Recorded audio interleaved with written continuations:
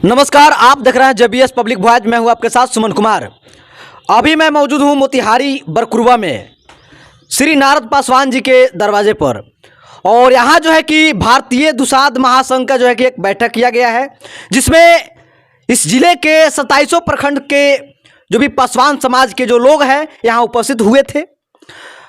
आइए हम जानना चाहेंगे कि इस मीटिंग का जो उद्देश्य था। हमारे साथ मौजूद है भारतीय दुसाध महासंघ के संयोजक जादूलाल पासवान जी, इनसे हम जानेंगे। सबसे पहले आपको हमारे चैनल में स्वागत है। बहुत बहुत धन्यवाद। इस जो बैठक किया गया, इस बैठक का क्या उद्देश्य है? देखिए, बैठक का उद्देश्य यही है कि हमारे पासवान समाज के साथ बिहार के कोने कोने में उपेक्षित दृष्टि से देखा जाता है। ये संगठन का लक्ष्य और उद्देश्य यही है कि हम अपने समाज को जागरूक कर रहे हैं, संगठित बना करके, कि हमारे समाज के लोग जागे। हमारे समाज के राजा महाराजा, हमारे समाज के पूर्वज, हमारा पुरखा पुरानिया इस देश के मूल निवासी थे और इस देश के राजा महाराजा हुआ करते थे। इसलिए अपने समाज को के इतिहास को जाने, जागरूक हो और अपने अधिकार के लिए हम भारतीय दुसाध महासंघ की ओर से अपने समाज के लिए लड़ाई लड़ेंगे और हक अपना लेंगे।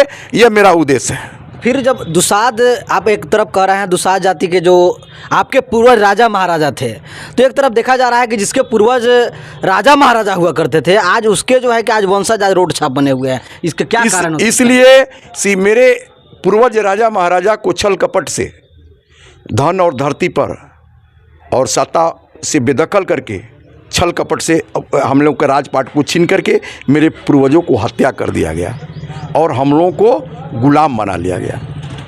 ये सच्चाई है, इतिहास बताता है। अच्छा, ये संगठन क्षेत्रीय संगठन है या राष्ट्रीय संगठन है?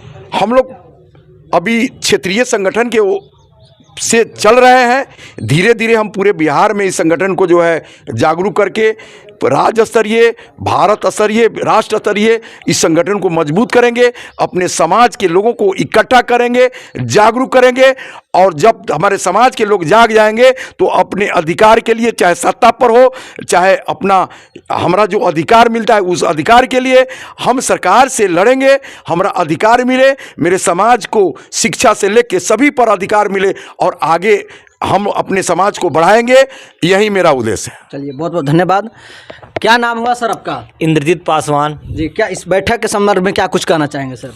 ये तो हमारे सामाजिक बैठक है, चूँकि हमारा जो पासवान समाज है, माने 70-75 साल आज़ादी का हो गया, फिर भी आज भी जो आज़ादी के पहले स्थिति थी आज भी वहीं पे खड़ा है। इसलिए हम चाहेंगे कि अपने समाज के सभी लोगों को संगठित कर करके और अपने अधिकार के लिए जागरूक हों और सरकार से अपने अधिकार को प्राप्त करें। यही मेरा उद्देश्य। समाज उत्थान में क्या योगदान रहेगा इस आपके संगठन का? समाज उत्थान में अपने समाज के उत्थान के साथ साथ जो शोषित, दलित, उत्पीड़ित जो व्यक्ति है उसके लिए भी हम लोग कंधे से कंधे मिला करके चलेंगे। चलिए, बहुत बहुत धन्यवाद सर। शुभ नाम क्या हुआ सर आपका? मेरा नाम महेंद्र पासवान जी। आप यहीं स्थानीय यहाँ का? जी, स्थानीय है जी। इस संगठन के संदर्भ में क्या कुछ कहना चाहेंगे सर? संगठन में का यही हम लोग का उद्देश्य है कि मेरा जब संगठन मजबूत हो जाएगा तो हम अपना अधिकार को खोज लेंगे। जैसे दबले कुचले आदमी का अधिकार को प्राय छीना जाता है सरकार के द्वारा, केवल लागू कर दिया जाता है, उसको धरातल पर नहीं उतारा जाता है, तो हम लोग जागरूक हो जाएंगे। हम लोग तो क्या लगता है आपको जो है कि कहीं ना कहीं सरकार के द्वारा पासवान जाति के अधिकार को जो है कि कहीं ना कहीं जो है कि अधिकार से वंचित किया जा रहा है? हाँ, बहुत ज़्यादा। अभी वोट देने का अधिकार है। अभी जो गवर्नमेंट है, गवर्नमेंट पासवान जाति के जो हम लोग कोई धरातल पर है ही नहीं, जात पात होता है। जिस दिन हम लोग जागरूक हो जाएंगे हम लोग खोज लेंगे। हम लोग ब्रिटिश गवर्नमेंट के बहादुर सेना में आते थे। हम ही लोग पूर्वजों को जो है सो ईमानदारी के चलते जो हम लोग को जमीन जायदाद मिला है। शुरू से हम लोग योद्धा है। आयु में नेतागण लोग जो है सो आजकल के हमारे योद्धा जो लोग हमारे परिवार के, समाज के हम लोग भी हैं, उसको लोग कुचल रहे हैं। इसी माध्यम से हम लोग आगे बढ़ेंगे। एक चीज सर जैसे कि बताया है कि आपके पूर्वज योद्धा थे, राजा थे, महाराजा थे, लेकिन ये भी देखा जाता है कि आप ही के स्वजातीय कुछ ऐसे लोग होते हैं जिनको बसने के लिए आज भी जो है कि ज़मीन नहीं है, उनके पास सही से घर नहीं है। इसके पीछे की क्या रीज़न है?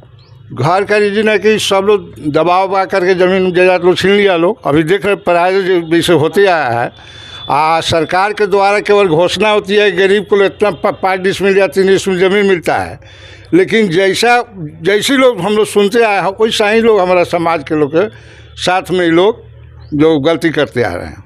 बहुत सा हमारा समाज है कि बिहार सरकार की ज़मीन है, आम घर मजरूआ हुआ तो उसको वंचित किया जा रहा है। जो घर मजरूआ उसके ऊपर भी तो बुलडोजर चढ़ाया जा रहा है। बुलडोजर तो खूब चलता है, केवल आम घर मजरूआ ज़मीन जान कर कोई बुलडोजर चलाता है।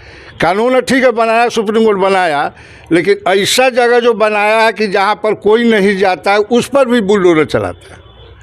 तो इसको रोकथाम के लिए हमारा समाज जागृत होगा, खोज लेगा।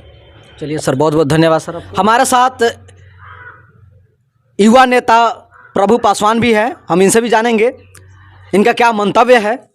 सबसे पहले आपको हमारे चैनल में स्वागत है। आपका भी स्वागत है। क्या कुछ कहना चाहेंगे इस मिट्टी के संदर्भ में? इस मीटिंग के संदर्भ में हम यही कहना चाहेंगे कि कुछ साल पहले तक हमारे युवा लोग जानता ही नहीं था कि मेरा इतिहास क्या है, लेकिन अब सब लोग पढ़ने लगा है, जानने लगा है, और हम लोग को भी पता है, हम लोग भी पढ़ रहे हैं अपना इतिहास। हमारे बाबा साहेब, बिजली पासी, बहुत सारे हमारे महापुरुष हैं जो उस ज़माने में एक महाबली हुआ करते थे। आज के डेट में हम लोगों को अछूत बना दिया गया शिक्षा के कारण, लेकिन अब हमारे युवा समाज भी पढ़ रहा है, जान रहा है, इस पर जागरूकता कर रहा है। इसीलिए हम पूरे युवा को जगाएंगे और अपना संविधान, अपना इतिहास सबको बताएंगे। और इस मीटिंग के लिए जितना भी हम लोगों को संघर्ष करना पड़े संघर्ष करेंगे, और जो हम लोगों को दबना चाहें उस पर भी हम लोग दबने वाले नहीं हैं। जो एक्शन लेना होगा प्रशासनिक रूप से हम लोग एक्शन भी लेंगे। बिहार में क्या लगता है कि बिहार में आए दिन पासवानों पर अत्याचार बढ़ रहा है या घट रहा है? आए दिन पासवानों पे अत्याचार बढ़ रहा है, जिसमें प्रशासन का भी मुंह दबा दिया जाता है। बड़े बड़े लोगों से प्रशासन का भी मुंह दबा दिया जाता है, समझे। लेकिन हमारे पासवान समाज के जो लोग ना पढ़े लिखे रहते हैं उनको कहा जाता है कि ये है वो है, करते करते उनको मतलब परेशान किया जाता है।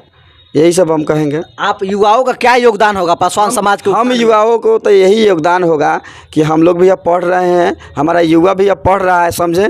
तो इसीलिए अब हम लोग एक संगठन बना रहे हैं, इस संगठन पे काम भी करेंगे, पूरे युवा को जगाएंगे भी, और जो जहाँ जहाँ गलती करेगा उस गलती का हम लोग प्रशासनिक रूप से सुधार भी करेंगे।